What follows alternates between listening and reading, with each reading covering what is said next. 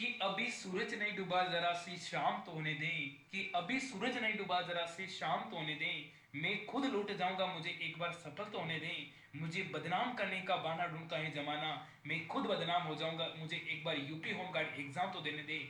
मैं भवानी और आपके साथ एस के सर चौधरी, यानी इसके बारे में हम बात करेंगे यूपी होमगार्ड 2026 को लेकर।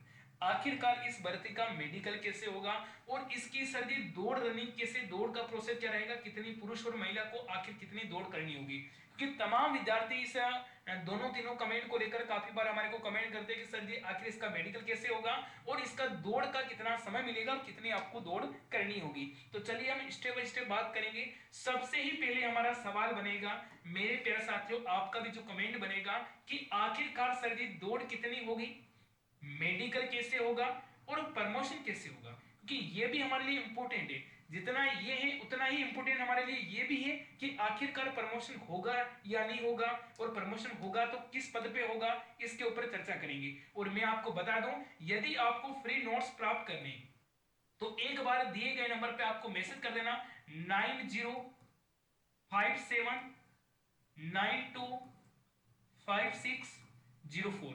इस नंबर पे आप मैसेज कर लीजिए, मेरी टेक्निकल टीम आपको व्हाट्सएप ग्रुप में ऐड कर देगी। आपको सारा का सारा कंटेंट बिल्कुल आपको फ्री मिल जाएगा और सारी की सारी क्लासें भी आपको फ्री मिल जाएगी। तो चलिए हम बात करेंगे। पहला ही हमारा सवाल है कि आखिरकार दौड़ कितनी रहेगी, मेल और फीमेल दोनों के बारे में। तो सर एसके सर आपका स्वागत है, बच्चों को अच्छे से बताइए। और सर राजस्थान पुलिस 2018 में वाली भर्ती में चयन हुए, इनके बारे में अच्छे से बता पाएंगे, क्योंकि सर ने काफी बार होमगार्ड भर्ती के लिए बच्चों का मेडिकल टेस्ट के लिए इनकी ड्यूटी लगी है, काफी काल फिजिकल डेट में आती है, तो फिजिकल ट्रेनिंग भी सर ने करवाई। तो इसके बारे में सर काफी अनुभव है और काफी आपको जानकारी अच्छे दे पाएंगे। तो चलिए सर इसके बारे में बताइए। बिल्कुल बिल्कुल। देखिए सर, अपने जो पहले जो एग्ज़ाम, जो रिटन एग्ज़ाम हो जाएगी, जी उसमें अपन को कम से कम पासिंग के लिए जो कम से कम 25% मार्क्स उसमें जी चाहिए। जी अब 25% मार्क्स तो अपने को पास होने के लिए चाहिए ही जी चाहिए। इसके बाद में अपना जो जो पीएसटी और अपना जो पीईटी है, जी और शारीरिक दक्षता परीक्षा और शारीरिक मापदंड परीक्षा, जी इनके लिए बच्चों को जो बुलाएंगे, जी उसमें अपने जो टोटल कॉस्ट है जी उनका 3 गुना जो जो कैंडिडेट हैं जी उनको इस शारीरिक दक्षता परीक्षा और शारीरिक मापदंड परीक्षा के लिए बुलाएंगे। जी अब इसमें सबसे पहले जो इसमें दौड़ अपन देखना चाहिए, जी तो दौड़ में इसमें मेल के लिए अलग रहेगा, फीमेल के लिए अलग रहेगा। जी अब मेल के लिए देखना चाहिए, जी तो मेल के लिए अपने 4.8 किलोमीटर की जो रनिंग है जी वो अपने 28 मिनट में कंप्लीट करनी होती है। जी फीमेल के लिए अपन देखना चाहे तो फीमेल के लिए दौड़ रहेगी 2.4 किलोमीटर की जो रनिंग है जी वो महिला को 16 मिनट में कंप्लीट करनी होती है। जी अब इसको केवल पास पास ही करना होता है, जी इसमें किसी प्रकार की कोई मार्किंग नहीं होती। जी इसके बाद में जो पीएसटी होता है, जी फिजिकल स्टैंडर्ड, इसमें अपने मापदंड होते हैं। जी उसमें अपने जैसे अपना चेस्ट कितना है, अपनी जी लंबाई कितनी है, अपना वेट कितना है, इसमें तीन ही जी होंगी। जी तो मेल के लिए अपन देखना चाहिए तो इसमें लंबाई है 162, ठीक और महिला के लिए देखना चाहिए तो इसमें लंबाई होनी चाहिए 152। जी महिला का जो वेट है वो जी कम से कम इसमें 48 केजी होना ही चाहिए।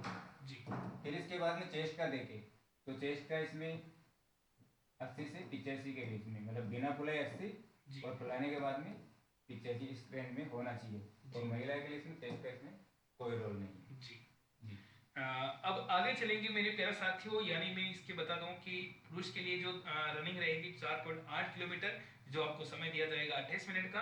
और यहाँ पे हम महिला की बात करें, महिला को 2.4, और यहाँ पे समय दिया जाएगा अपने 16 मिनट। जी ये बात करते हैं कि साथ में पेपर जिन बच्चों का क्लियर होने के बाद आप इस क्वालिफाई के लिए आपको बुलाया जाएगा, और जितनी भर्ती होगी भर्ती का 3 गुना विद्यार्थी को बुलाया जाएगा। और बात करते हैं कि इसमें जो आपका 100 नंबर का पेपर होगा, 100 क्वेश्चन होंगे, और प्रत्येक क्वेश्चन आपका 1 नंबर का होगा, यानी पूर्णांक भी आपका 100 नंबर का और क्वेश्चन भी आपके 100 नंबर। जी इसमें से आपको यानी 25 प्लस आपको अंक लाने अनिवार्य है, तब जाके आप फिजिकल के लिए, मेडिकल के लिए, सारी के सारी इनके लिए आपको बुलाया जाएगा। अन्यथा इनसे यदि आपके नंबर कम है तो आपको नहीं बुलाया जाएगा। तो एक बार आपको भर्ती पे भी फोकस करना है, सिलेबस पे फोकस करना है और अपने लिखित परीक्षा पे भी आपको फोकस करना चाहिए। चलिए आगे हम बात करेंगे स्टेप बाय स्टेप कि बात करें सर जी इसका मेडिकल कैसे होगा।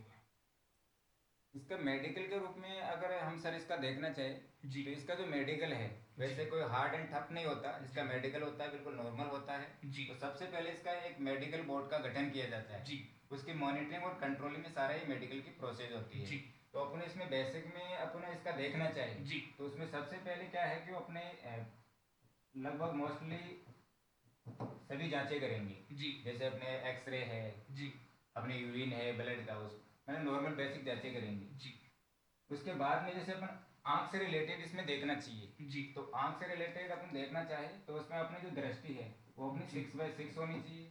इसी के साथ में कलर ब्लाइंडनेस नहीं होना चाहिए। जी फिर अपन देखना चाहिए आगे इसमें देखना चाहिए तो किसी गंभीर प्रकार की कोई बीमारी से पीड़ित नहीं होना जी चाहिए। फिर और इसमें आगे और अगर अपन देखना चाहिए तो इसमें अपने जो नी जो जॉइंट है वो अपने टच नहीं होने चाहिए। तो कुल मिलाकर इसमें मेडिकल का इसमें कोई ज़्यादा टफ यानी नहीं होता। सर ने मेडिकल पूरा के लिए बता दिया मतलब कि मेडिकल इतना कोई हार्ड एंड फास्ट नहीं होता है, जी। नॉर्मल सा आपका मेडिकल होगा। जिसमें बात करते हैं कि आपका फिजिकल के लिए सर ने पूरा बता ही दिया और कोई लंबी गंभीर बीमारी आपकी नहीं होनी चाहिए, जैसे कैंसर जैसी बीमारी, कोई खतरनाक बीमारी आपकी नहीं होनी चाहिए। ताकि ऐसा नहीं कि आप ड्यूटी कर रहे हो और साथ में हॉस्पिटल में भर्ती जा रहे हो, बार बार 7 दिन में हॉस्पिटल दिखा रहे हो, तो ये वाला सिस्टम आपका नहीं होगा। बाकी मेडिकल कितना कोई हार्ड नहीं होगा। और सर ने एक भी बताया कि जो अपना जॉइंट है ना पैरों का, वो आपस में टच नहीं होना चाहिए, बिल्कुल आपका नॉर्मल मेडिकल हो जाएगा, कोई गंभीर वाली बात नहीं। चलिए आगे इसमें सर मतलब कुल मिला के है कि बॉडी बिल्कुल फिजिकल फिटनेस होनी चाहिए। फिटनेस। शारीरिक और मानसिक रूप से जी बिल्कुल स्वस्थ होना चाहिए और इसमें कोई ज़्यादा मेडिकल का कोई विशेष इश्यू नहीं है। इसमें बात की सर ने 6/6 जो लेंस हो, हाँ हाँ वो भी होना चाहिए जिस आंखों का, जो कलर लेंस होना चाहिए। तो इसमें मैं आपको बता दूं, एक बात बता दूं कि आप जो इंस्टा पे बहुत सारी रील को पूरा दिन स्क्रॉल करते रहते हो ना, वो थोड़ा कम कर लीजिए, अपनी आंखों को बचा लीजिए क्योंकि समय आपके लिए है। यदि आंखें चली जाएगी तो कुछ नहीं है, और आंखें को बचा के रखना आपका काम है, और ये आपको थोड़ा ध्यान देना चाहिए। आगे चलिए सर। और वो सभी को बच्चों को पता है कि जो लंगड़ा लूला काना कोड़ा टूटा जो है वो तो वैसे ये तो भाई कमेंट मत कियो यार, तुम भी कमेंट करते हो, सर भी, सर मुझे फोन करते हैं, सर बच्चे कमेंट कर रहे हैं। मैंने कहा क्या कर रहे हैं कि सर जी मैं विकलांग हूँ, क्या इसका फॉर्म भर सकता हूँ क्या? भाई तू फॉर्म तो भर सकता है, कोई मना नहीं है, कोई तेरे को मना नहीं करेगा, पर जब तेरा लिखित पेपर भी क्लियर हो जाएगा, जब रनिंग के लिए जाएगा तो कैसे दौड़ करेगा भाई, तो रनिंग नहीं कर पाएगा। इसलिए लूला लंगड़ा विद्यार्थी, आपसे मैं माफी चाहता हूँ कि आप इसका फॉर्म न बने और आप किसी गवर्नमेंट टीचर की भर्ती की तैयारी करें तो अच्छा रहेगा। चलो सर आगे चलो। अब बात करते हैं गुरुजी की प्रमोशन कैसे होगा। प्रमोशन का लेकर भी विद्यार्थी काफी बार हमारे को ये पूछेंगे सर जी इसका प्रमोशन होगा कि नहीं होगा, और प्रमोशन होगा तो सर जी कैसे होगा, इसके ऊपर थोड़ा सा बताइए। प्रमोशन के रूप में अपन देखना चाहे तो इसमें बिल्कुल प्रमोशन होता है। जी और प्रमोशन के साथ साथ में आपका मतलब एक पेमेंट भी बढ़ेगा, जी आपकी इमेज भी बढ़ेगी, आपका रुतबा भी बढ़ेगा, सब कुछ बढ़ेगा। हाँ, तो वो कैसे सर जी क्या होगा उसके बारे में बच्चों को थोड़ा सा बता दीजिए। और जो मोबाइल की स्क्रीन पे जो आपको नंबर दिख रहे हैं ना, इस नंबर पे आप मैसेज भी कर लीजिए, मेरी टीम आपसे व्हाट्सएप ग्रुप में ऐड कर देगी और यूपी होमगार्ड का पूरा नोट्स आपको बिल्कुल फ्री दे देगी। चलो देखो सर इसमें क्या होता है, डीपीसी होता है। जी डीपीसी, हाँ, डिपार्टमेंटल जी प्रमोशन जी कमेटी। जी इसकी सिफारिश के आधार पे या इसके मॉनिटरिंग और कंट्रोलिंग के आधार पे इसमें प्रमोशन होते रहते हैं। अब प्रमोशन के लिए कुछ बेसिक बातें होती है, जी जैसे अपना जो सर्विस रिकॉर्ड है अच्छा होना चाहिए, वो बिल्कुल अच्छा होना चाहिए। बिल्कुल अपनी सीनियोरिटी होनी चाहिए, बिल्कुल अनुशासन, अनुशासन होना चाहिए। जी इसके साथ में अपना एज का भी इसमें इश्यू देखा जाता है। जी जी इन सभी बातों को देखते हुए अपना जो डीपीसी है वो इसके सिफारिश करते हैं और इसका प्रमोशन होता है। जी तो सबसे पहले अपन जो इसमें जो ज्वाइनिंग है जी अपने इसमें ज्वाइनिंग है वो सबसे पहले कांस्टेबल के रूप में ज्वाइनिंग दी जाएगी। यानी यूपी होमगार्ड के बाद यदि प्रमोशन की ज्वाइनिंग होगी तो कांस्टेबल में। पहले इसमें अपन कांस्टेबल के रूप में भर्ती होंगे। जी इसके बाद में अपन संतोषजनक अगर सेवा करते हैं, जो 4-5 अपने जो बातें बताई उनका ध्यान में रखते हैं, जी तो 8-10 साल के बाद में जी सेक्शन कमांडर के रूप में पहला प्रमोशन होता है। सेक्शन कमांडर कमांडर के रूप में। जी अभी जो सेक्शन कमांडर होता है जी ये 10 से 12 जो होमगार्ड के जो जवान होते हैं जी इनकी कंट्रोलिंग और मॉनिटरिंग का काम इनका होता है। जी सेक्शन कमांडो का सेक्शन कमांडर। जी अभी सेक्शन कमांडर होता है अपने पुलिस का जो हेड कांस्टेबल होता है, जी उस हेड कांस्टेबल के इक्विवेलेंट पोस्ट होती है। जी इसके बाद में जो 10 से 12 साल के बाद में जी जो सेक्शन कमांडर है जी उसका जो प्रमोशन होता है वो अपने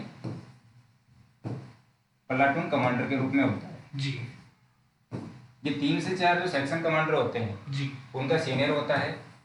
प्लाटून कमांडर। हाँ, जी मतलब प्लाटून कमांडर जो सेक्शन कमांडर जो होते हैं जी इनके बीच में कोऑर्डिनेशन बनाए रखता है। जी जी और अपना जो प्लाटून कमांडर का जो पद है जी वो अपने पुलिस के सब इंस्पेक्टर का जो पद होता है उसके इक्विवेलेंट या समान पद होता है। जी यानी आप समझ चुके होंगे, सर ने प्रमोशन के बारे में पूरी की पूरी व्याख्या से आपको बता दी कि कैसे कहां से जाएगा, यहाँ से प्रमोशन शुरू होकर कहां जाएगा, कहां तक उसका एंडिंग होगा, सर ने पूरा बता दिया। जिस प्रकार एसआई होता है, यूपीएसआई होता है, वहां तक आपके लास्ट में वहां तक आपकी प्रमोशन की होने की पूरी संभावना बनती है। ये आपको मेरे प्यारे साथियों जानकारी कैसे लगी, प्यारा सा कमेंट कर लेंगे और नेक्स्ट हम जानकारी आपके उसी वीडियो उसी टॉपिक पे लेके आएंगे जो आप कमेंट करोगे। कमेंट में आप वो कर लीजिए कि सर जी मुझे इसके बारे में जानकारी चाहिए, उसके बारे में मेरी टीम और सर हम दोनों आपके बीच में जानकारी लेके आएंगे। प्यारा सा सेशन कैसा लगा कमेंट कर लीजिए, लाइक कर लीजिए और चैनल को सब्सक्राइब कर लीजिए। मिलेंगे अगली वाली क्लास में, तब तक के लिए जय हिंद जय Bharat. Thank you so much.